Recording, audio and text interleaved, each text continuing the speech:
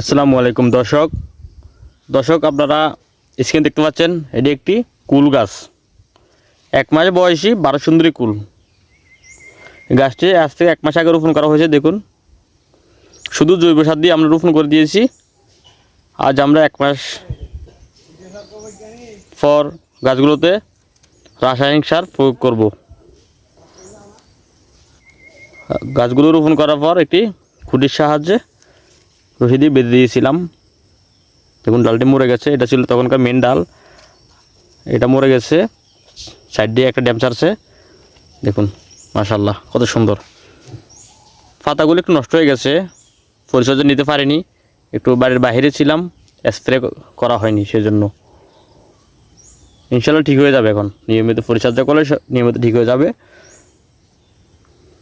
সর্বপ্রথম আমরা গাছের চারপাশের আগাছাগুলো পরিষ্কার করে নিব।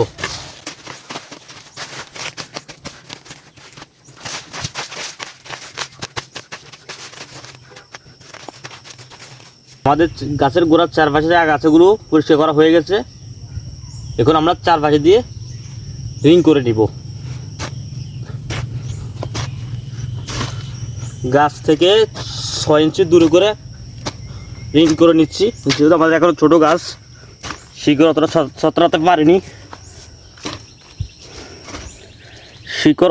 ছত্রাতে পারেনি, তাই আমরা বেশি দূরে সার দিব না।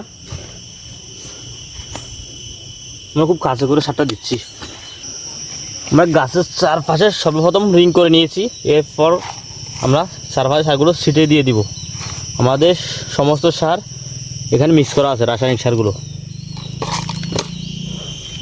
আমাদের সার দেওয়া শেষ। এখন আমরা মাটি দিয়ে সারগুলো ঢেকে দিব। গাছের গোড়াটা যে রিংটা করেছি আমরা এখন ঢেকে দিব। আমরা এখানে পানি সেচ দিব না। আমাদের এখানে নিয়মিত বৃষ্টি হচ্ছে, প্রতিদিন বৃষ্টি হচ্ছে, আজকেও বৃষ্টি হয়েছে, তাই আমাদের এখানে পানি সেচ দেওয়ার কোনো প্রয়োজন নেই। এটি হচ্ছে একটি ভারত সুন্দরী কুল গাছ।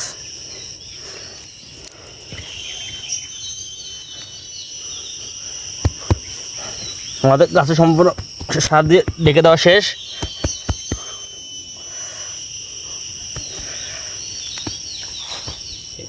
এরপর একদিন পর আমরা গাছে স্প্রে করে দিব। এখানে পানি সেচ দেবো না আমরা। ভিডিওটি শেষ পর্যন্ত দেখার জন্য ধন্যবাদ। যারা নতুন দর্শক আছেন, চ্যানেলটা সাবস্ক্রাইব করে দিবেন।